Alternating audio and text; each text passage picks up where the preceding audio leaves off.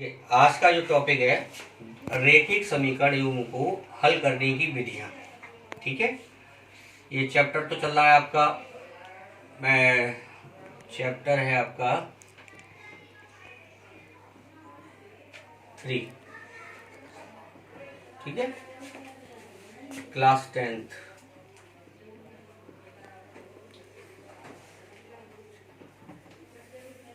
Math.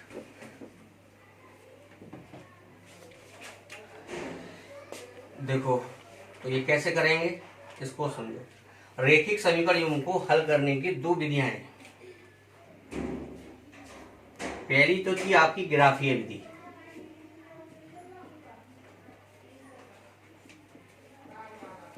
जो हमने आपको बता दी। दूसरी होती है आपकी बीजगणितीय विधि। बीजगणितीय विधि।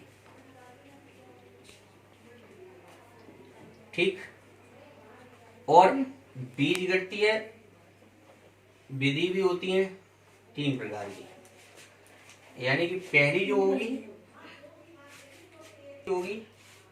वो होगी आपकी प्रतिस्थापन विधि।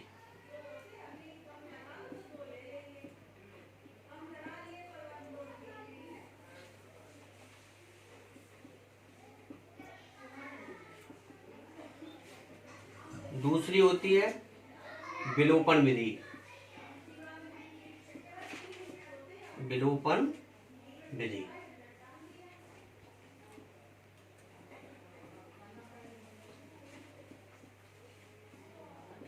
और तीसरी होती है वज्र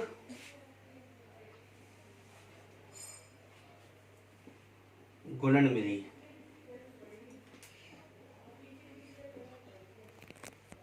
तो यानी कि जो रैखिक समीकरण युग्म का होगा वो इन समीकरणों को यानी इन विधियों के द्वारा हम हल करते हैं। पहली विधि थी ग्राफीय विधि, जो आप कर चुके हैं। अब आपकी आएगी बीजगणितीय विधि से हल। उसमें भी पहली है प्रतिस्थापन विधि। तो हम आपको बताएंगे कि प्रतिस्थापन विधि से रैखिक समीकरण युग्म को कैसे हल करेंगे। ठीक है, तो देखो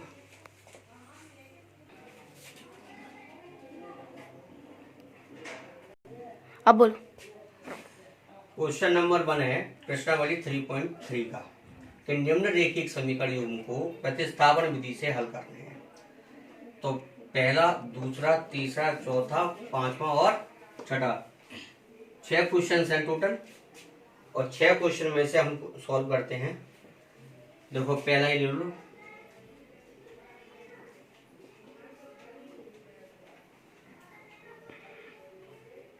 x प्लस वाई बराबर 14, और दूसरा है x माइनस वाई बराबर 4। ठीक है, तो देखो प्रतिस्थापन विधि से हल करेंगे। जो ये दिए हैं समीकरण, उसमें मान लो समीकरण 1 और दूसरे में मान लो समीकरण 2, यानी कि 2 समीकरण हो गए, समीकरण 1 और समीकरण 2। अब देखो कैसे प्रतिस्थापन करेंगे। समीकरण 2 से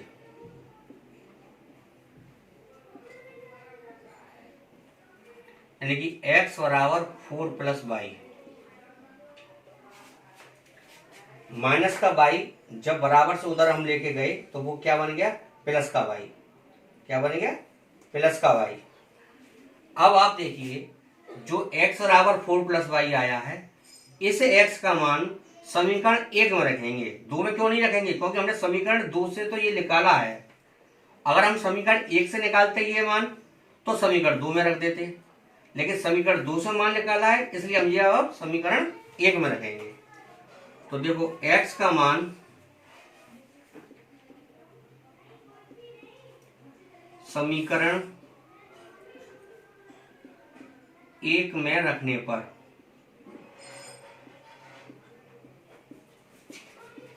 रख दो। तो x का मान कितना, 4 प्लस वाई। तो यहां रखो 4 प्लस वाई बराबर 14। तो देखो 4 वाई और वाई मिलेंगे कितने हो गए, 2 वाई, ठीक है, और 2y बराबर 14 माइनस प्लस के 4 क्या हो गए माइनस के कितने बचे 10, और y बराबर 10/2 यानी y बराबर क्या आ गया 5, y बराबर 5। अब इस y का मान समीकरण 2 में रख दो, आप समीकरण 2 में रख दीजिए। y का मान समीकरण 2 में रखने पर रख दो x -5 बराबर 4, और पंचांतर किया तो 4 + 5 x बराबर आ गए 9।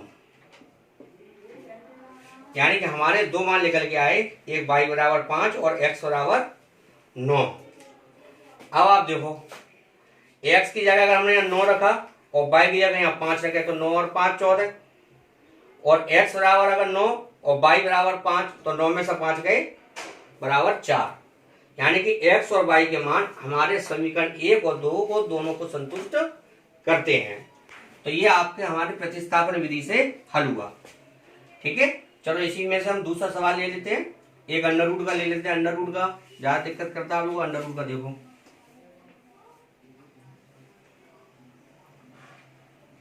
देखो 5वां सवाल है अंडर रूट में, under root 2x plus under root 3y बराबर 0।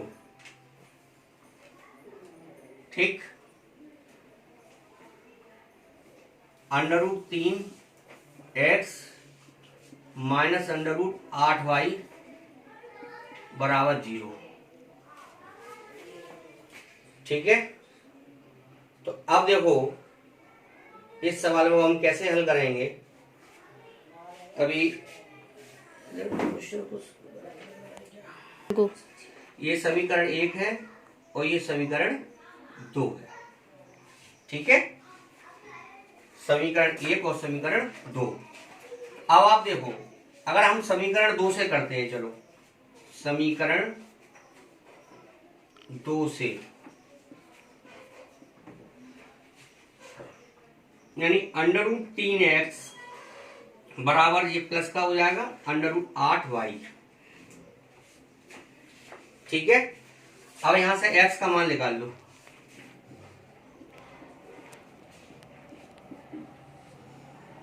ये आ गया x का मान। ठीक है, अब इसे x का मान अगर मैं समीकरण 1 में रख दूं, समीकरण 1 में रख दो, ठीक है, रख दो x का मान समीकरण 1 में रखने पर, 1 में रखने पर देखो अंडर रूट 2, इस x की जगह हम ये लिखेंगे अंडर रूट 8 बटे अंडर रूट 3 और प्लस अंडर रूट 3 y है बराबर 0। अब देखो अंडर रूट 8 को हम इस तरह से लिख सकते हैं 2 अंडर रूट 2,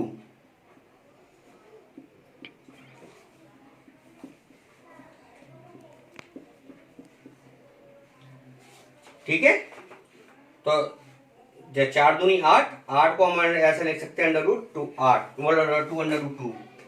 अब इसमें हम अंडर रूट 2 का गुणा इसमें करेंगे तो देखो 2 दूनी 4, 4 दूनी यानी कि अंडर रूट 2 गुणा अंडर रूट 2 गुणा करेंगे तो क्या होगा 2, यानी कि अंडर रूट 2 का गुणा अगर अंडर रूट 2 से करते हैं तो क्या आएगा 2 आएगा। ठीक है, और 2 ऑलरेडी है ही, तो कितना हो गया 4 हो गया ना, तो 4 upon under root 3y plus under root 3y बराबर 0। ठीक है, अब अंडर रूट 3 क्या ले लेंगे हम एलसीएम, तो 4y अब √3 का √3 से गुणा करेंगे तो क्या हो जाएगा 3। अब देखो √3 का 0 में गुणा करेंगे तो ये तो 7y बराबर क्या हो गया 0, और y बराबर 0/7, तो क्या आया y बराबर 7, 0। y बराबर क्या आया 0 आया। ठीक है, अब इस y का मान समीकरण 2 में रख दो, y का मान समीकरण 2 में रख दो। तो देखो y का मान समीकरण 2 में रखने पर, 2 में रखने पर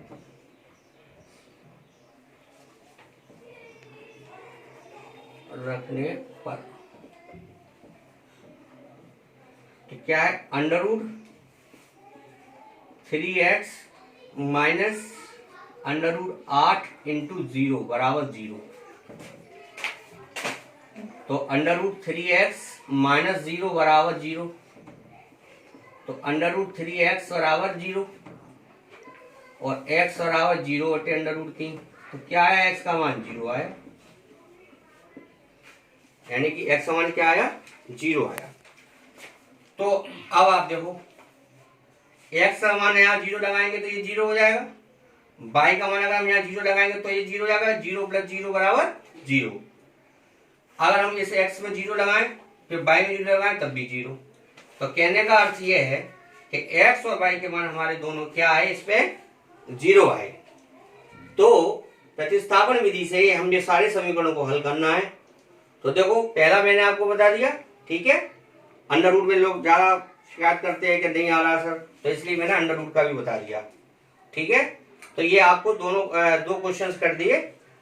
चलिए एक क्वेश्चन और मैं आपको बता रहा हूँ 5वां, क्योंकि ये क्वेश्चंस थोड़े बटे में हैं तो ये आपको दिक्कत ना करे। अब बटे का क्वेश्चन बता रहा हूँ। ठीक है, तो अब ये 5वां क्वेश्चन है, ये बटे में है इसलिए बता रहा हूँ। 3x/2 5y/3 बराबर -2 और x/3 + y/2 बराबर 13/6। देखो इस समीकरण को अगर हम इस तरह से सॉल्व कर दें, 2 और 3 का एलसीएम कितना आएगा 6 आएगा, तो 2 दिया 6, 3 बार होगा, 3 का 3 गुणा करेंगे तो क्या आएगा 9x, 3 दूनी 6, 2 बार घटे 5 दूनी 10 बराबर -2। ठीक, तो 9x - 10 बराबर -12। ये हो गया समीकरण 1। अब इसी तरह को इसको हल कर सकते हैं। 3 और 2 का एलसीएम कितना आएगा 6, तो 2x + 3y बराबर 13/6। 6 से 6 कट गया, तो दूसरा समीकरण क्या बना 2x + 3y बराबर 13। समीकरण 2, समीकरण 1 और समीकरण 2। ठीक है, और ये आपका 10/22 है।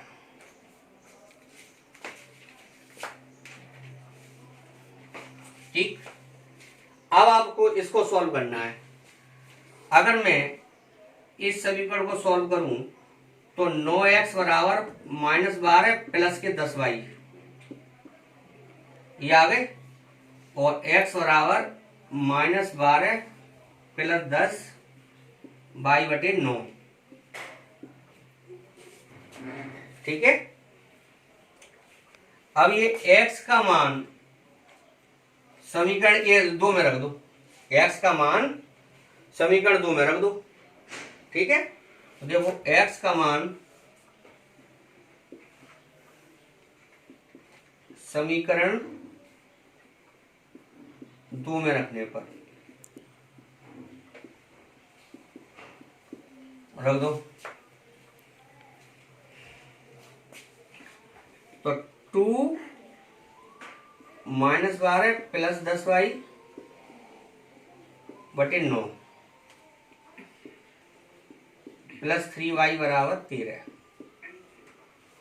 दो का अंदर गुणा करो, -24 प्लस 20y बटे 9 और प्लस 3y बराबर 13। 9 एलसीएम ले लो यहाँ पर, -24 प्लस 20y प्लस 27y बराबर 13। ठीक है, तो देखो अब ये हल कर लो। -24 20 और 27 कितने हो गए? 47 बराबर 13 गुणा 9, 13 गुणा 9। चलो अब देखो,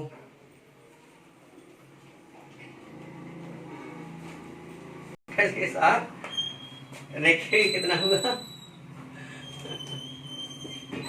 देखिए 170 है ना, -24 प्लस 47y बराबर 117।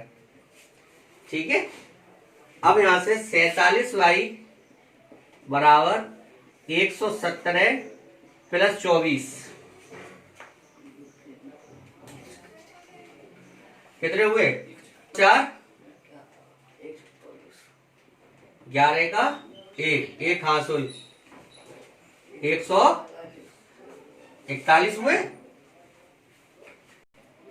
तो y बराबर 141 बटे 47, तो क्या आया? y बराबर 3। ठीक है, अब देखो y का मान समीकरण किस में रखोगे? 1 में रख दो, चलो, या समीकरण 2 में रख दो। y का मान इसमें x का मान समीकरण 2 में रखा था हमने। ठीक है, तो y का मान समीकरण 1 में रख दो। y का मान समीकरण 1 में रखने पर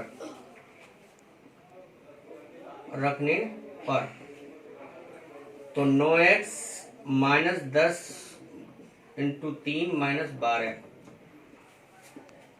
तो 10 दिया 30। 9x बराबर -12 प्लस 30, तो 30 में से 12 गए तो कितने बचे? 18। और x बराबर 18 बटे 9, x बराबर 2, 9 दूनी 18, 2 आ गए और ये 3 बार कटे थे, है ना।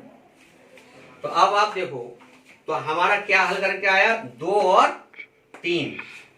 अब आप देखो, x पर अगर हम यहाँ 2 लगाते हैं तो 9 दूनी कितने हो गए? 18, और y बराबर कितना है हमारा?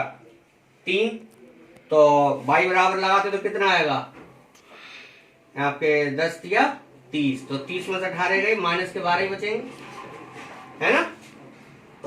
अब x बराबर समीकरण 2 में लगा कर देखो, x बराबर कितना है? 2, तो 2 दूनी 4, और y बराबर कितना था? 3, तो 3 तिया 9, 9 और 4 13।